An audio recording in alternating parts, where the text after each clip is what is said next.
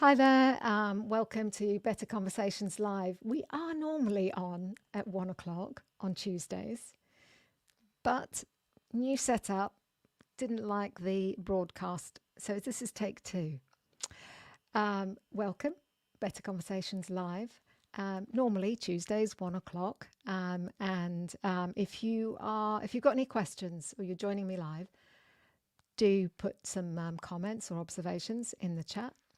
And if you're watching a replay, you can drop them into the discussion below. And do reach out to me if you've got any questions at all. We live stream on LinkedIn, Facebook, YouTube, and you'll also find us at betterconversations.live. In terms of normal times, it would be 8 a.m. in New York or East Coast US, 2 p.m. Central European Time, 5:30 India Standard Time, and 10 p.m. on the East Coast of Australia. So today I'm going to be talking about when and how to give advice to your direct reports. I raise this because it comes up in a lot of my conversations with leaders. And it shows up as a sort of a dependency, sometimes just a frustration that everyone always comes to me for an answer, that they haven't worked stuff out for themselves. What's actually happened is that we've fallen into the trap of chronic advice giving. Usually it comes from a good place, that we want our direct report to be able to shortcut to the solution and work stuff through. Now, in certain situations, yes, absolutely, that's the right thing to do. Like a crisis or a big stretch assignment or a completely new scenario that they're facing. But the trouble with chronic advice giving is that it's quite disempowering of the individual. We create this dependency.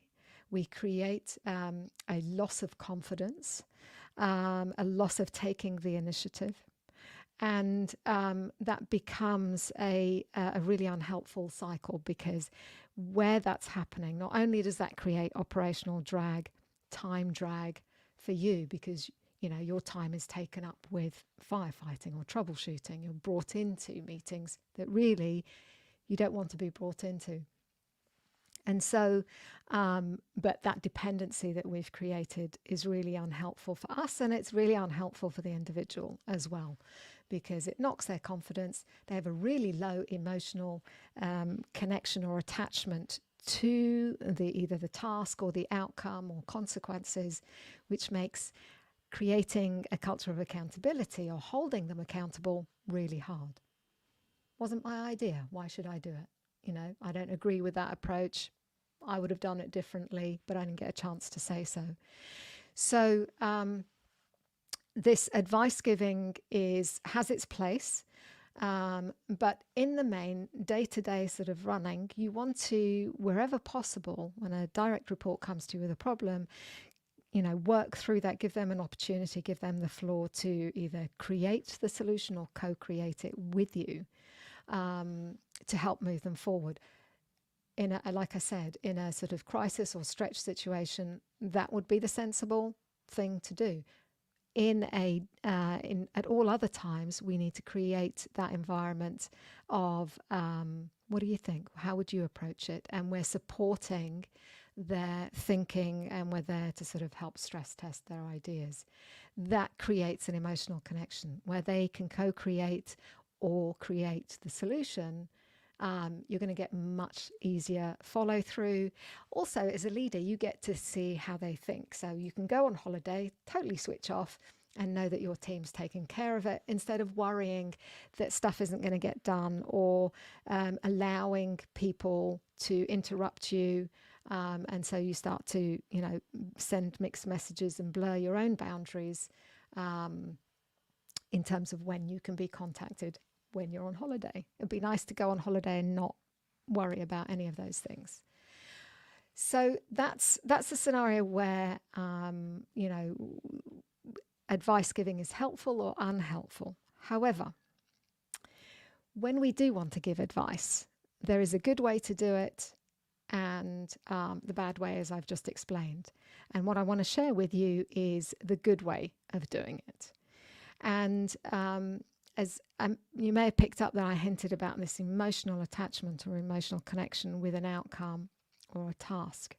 That's the clue here, is it's important for the individual to feel a connection to the outcome, because that just makes it so much easier. I'm much more likely to follow through if I'm vested in it, if I can see what the risks are for me for not doing it, if I can see what the opportunities are for me to do it. And so the important thing here is about ensuring that your direct report doesn't experience a loss of control, loss of choice, loss of confidence, and can actually exercise their desire to be creative. For some people, that's really important.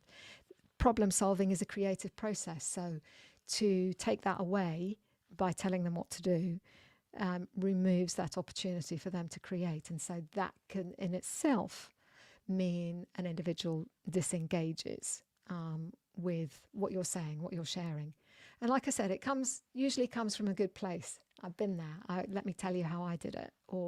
And the other thing is, it can also come from a sort of do it my way. Here, this really worked. You should give it a go. More on that in a moment.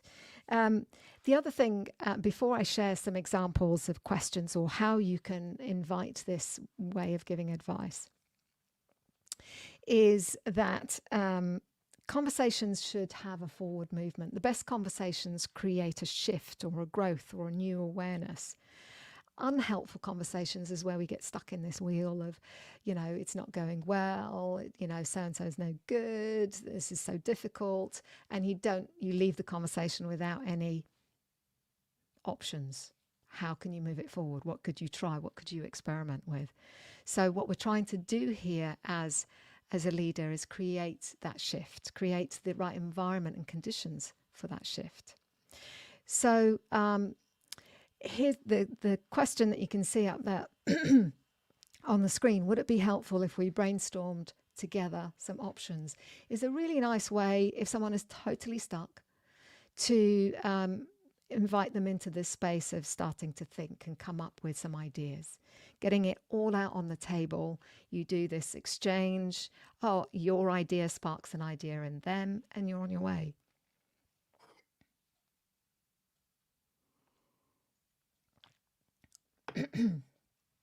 Take two talking requires a bit of refreshment. So asking that question is a way to sort of open it up safely. It's an invitation, right, to partner each other in thinking about a way forward. Another alternative question to that would be, really, if the individual has no idea, and sometimes we don't. Sometimes we're just really stuck because it's a very new situation we're facing. We may be new to the workforce.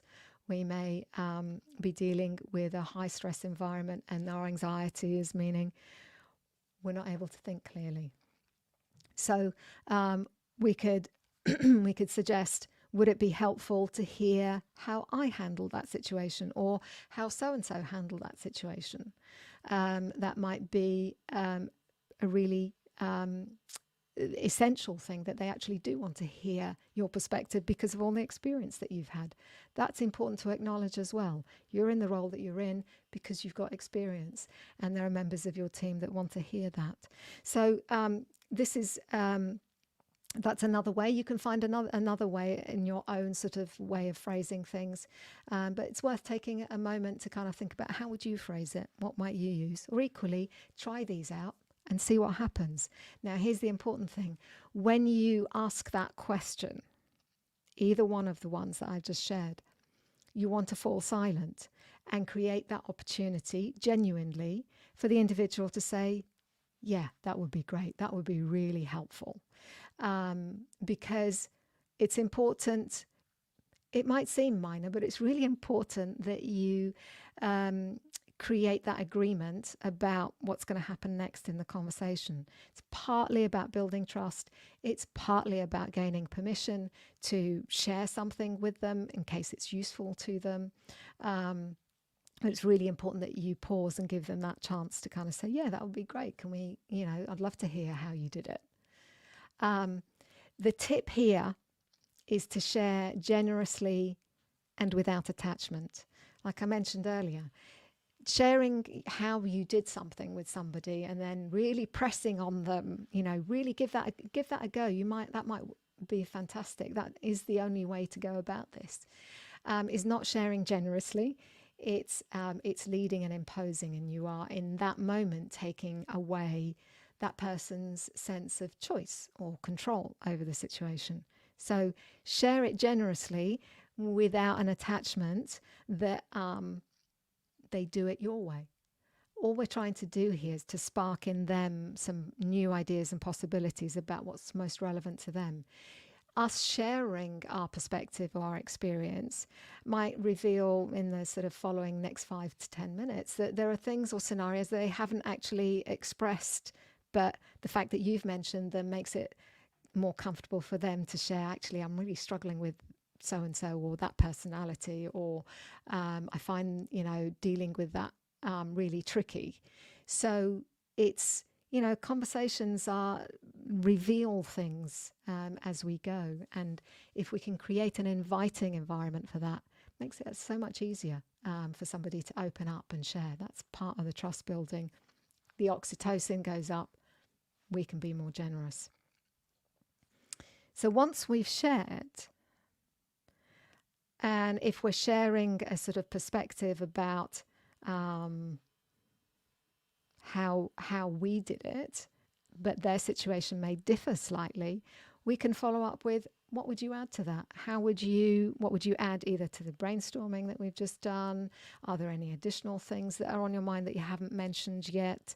But also, I didn't do it necessarily in the best way. I mean, it sort of worked, but it was a bit of a gamble. So what would you add to that? And an alternative to that is, what would you do differently? So given your scenario, the specifics of your context, what might you do differently there that's relevant? Now, so we've had this exploration, we've put everything out on the table, we've either had a bit of a brainstorm, we've shared about what I did and laughed about the mess ups and all the mistakes and so on, and gotten over that sort of awkwardness of actually there's one thing I'm really struggling with, or I may have said something that may have been misconstrued. Getting those really uncomfortable bits out on the table because it's comfortable and safe and inviting. So the important thing next is to hand control back to them. Remember, we want a strong emotional attachment to the solution from them, and that is going to make holding them accountable way easier. And so it's really important that we make it clear that I'm sharing this, but what would you do about it? How would you approach it? What's most relevant? So how can we hand that control back to the individual? Well, here's a couple of ways. First of all, we can share, having shared our experience, we can then follow up with what has come up for you, right? So we're putting them back at the center of it, not, do you like my idea? Was it great? Do you think you would do the same? We don't need to do that. It's they're dealing with it. We want them to find their own way about this to grow in a way that makes sense for them, in that, the way it sits, how they compute things and process things in their own mind or their own reference points. So, how does that, what has come up for you as I've shared all of that? Which pieces make the most sense to you? Does another way of that we can say the same thing is, what's landing for you? So we've had this conversation for the past 10 minutes and we've brainstormed, but what's coming up for you? What seems like it makes the most sense given your situation? And so in that way, we are allowing them that space to really think through what is most relevant here. What can I do? And when you've got that dynamic going, and if you think that you need them to challenge them a little bit, that's a whole other story, which I shall talk about another time. But, if you think they're capable of stretching a little bit or trying something new because you can see they're hesitating, then that might be the opportunity to do it, to encourage them and talk through what that looks like. But for now, this piece about giving advice is making sure that if they remain in control, if they have choice and can exercise that choice in what they do next, it's totally fine to give advice to people, but it's just making sure that they get to choose, that they feel in control, that they're not disempowered, that their confidence isn't lost. In fact, they've got a new sort of energy to try something new, to experiment, because they've talked it over with you, and you've shared with them. Sometimes it goes great and sometimes it doesn't, and that's just part of learning what works and what doesn't with different people. So I hope that's helpful. Those are some questions you can experiment with. Feel free to rephrase them, find your own words and language around those. Keep the individual at the center of the conversation and you won't go wrong. If you've got any suggestions or any other phrases that you like to use that work really well, I'd love to hear about them. So do drop them in the chat. Next week, I am going to be joined by Mag Leahy, my partner in crime. We're going to be talking about one-to-ones. What are they really for? What are they really for? I talk to a lot of leaders about, I ask them, do you have one-to-ones with your team members? Yeah, I have one-to-ones. I'm really good at them. We're great. And I love those meetings. Or they are, we're supposed to have them. I haven't had one in a few months. My boss hasn't even had one with me. And so I really want to get into that and maybe help reframe why one-to-ones are so important. Very often, they might start off as growth meetings, one-to-ones, once a month, and then they sometimes, not always, sometimes they descend into tactical meetings and status updates, which isn't really growing people and isn't getting into sort of longer term thinking, being intentional, being strategic, which is really vital if you're leading a team or an organization. So I hope that's of interest. And by the way, all of this that I'm sharing are things that I teach on my course, Leaders Who Coach. If you are interested to learn more about that, you can head on over to leaderswhocoach.today or equally betterconversations.co, and you can't miss it. It's somewhere on the page, and navigate to Leaders Who Coach, the course. There's videos on there. There's curriculum listings, loads of good stuff, and you get to hear from other leaders as well about their experience of that. But these are really important skills, this ability to be able to confidently be in conversation with your direct reports and motivate them so that their capability builds, their confidence grows, and you start to carve out some time to think, some strategic thinking time, some planning time that I hear a lot of leaders feel like they don't have. So that's one way, just in making this switch in the way that you give advice. It's not an overnight fix, but over a period of weeks, months, you'll start to see that difference where your team can actually do things without you. That would be great, no? So, join me and Mag next Tuesday at 1:00, and hope you try out some of these things. Love to hear from you, so do drop us a note. But until then, I shall see you next week on Tuesday.